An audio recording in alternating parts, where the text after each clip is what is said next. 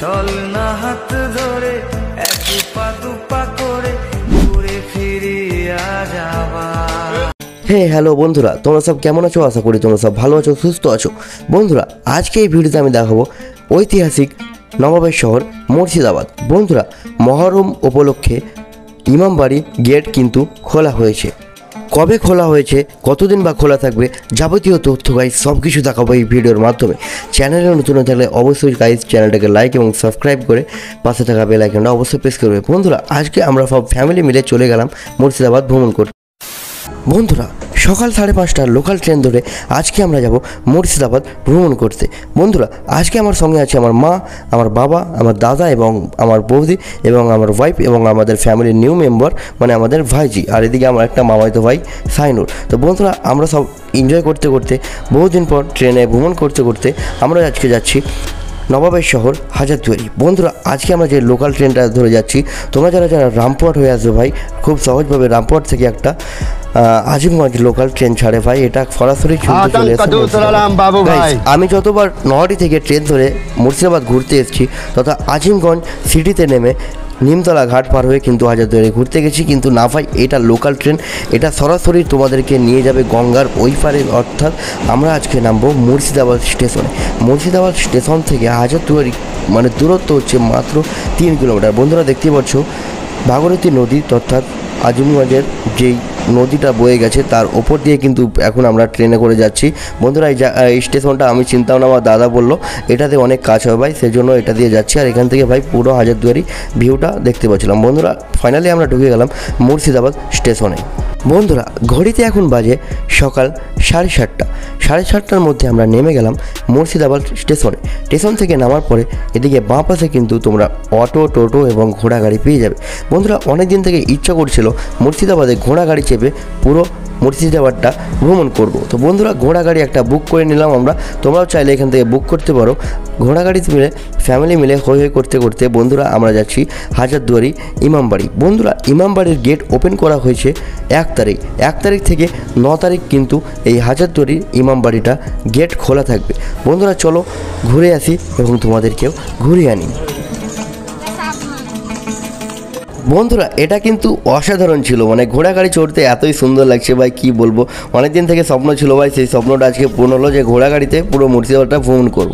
Final ঘড়িতে এখন বাজে 10:30। 10টার মধ্যে হাজারদুয়ারি কিন্তু ওপেন করা হয়। বন্ধুরা, 10টার মধ্যে হাজারদুয়ারি গেট খোলা হয়। হাজারদুয়ারি গেটের ভিতরে প্রবেশ করলে বাঁ দিকে পেয়ে যাবে টিকিট কাউন্টার। বন্ধুরা, আজকে আমরা ছিলাম 7 জন। 7 জনের মধ্যে 6টা টিকিট কাটলাম ভাই। তোমরা হয়তো ভাববে একটা টিকিট কেন কাটলাম না। বন্ধুরা, এখানে কিন্তু সরকারি থেকে নিয়ম করা হয়েছে 15 বছরের ওপরে কিন্তু গাইস এই হাজারদুয়ারির ভিতরে টিকিট লাগবে। তো আমার মামাতো ভাইয়ের বয়স কিন্তু গাইস এখনও 15 বছর অবধি পুজেনি, ও 11 বছর বয়স আছে, সেই জন্য ওর টিকিট লাগলো না। তো হাজারদুয়ারির টিকিটের প্রাইস হচ্ছে 25 টাকা পার হেড। 25 টাকা দিয়ে তোমাদেরকে ভিতরে এন্ট্রি করতে হবে।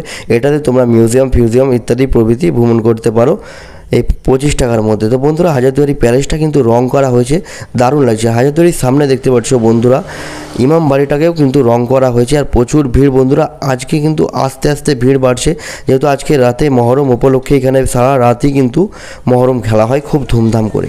বন্ধুরা, ইমামবাড়ি ওপেন হয়ে গেছে। তো দেখতে পাচ্ছ ইমামবাড়ির পাশেই যেই সাড়ে সাড়ে মেলা বসেছে। বন্ধুরা, এই মেলা কিন্তু সারা বছর থাকে না, ইমামবাড়ি খুলেছে তার জন্য কিন্তু গাইস এই মেলাগুলো বসেছে। গাইস, হাজারদুয়ারি ঘুরতে আসা এটা আমার নিয়ে 15 বার হচ্ছে। তো 15 বারের মধ্যে ভাই কোনোদিনও কিন্তু ইমামবাড়িটা দেখিনি। তো আজকে এই ইমামবাড়ির ভিতরটা গাইস নিজের চোখে দেখবো এবং তোমাদের সঙ্গেও শেয়ার করব।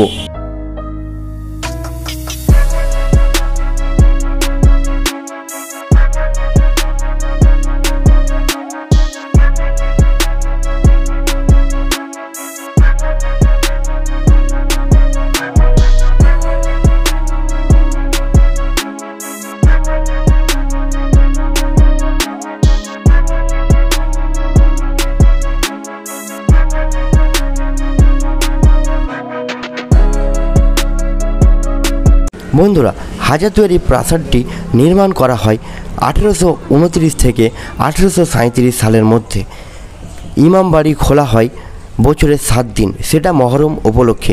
আবার পুনরায় বন্ধ করা হয় মহরম এর পরের দিন।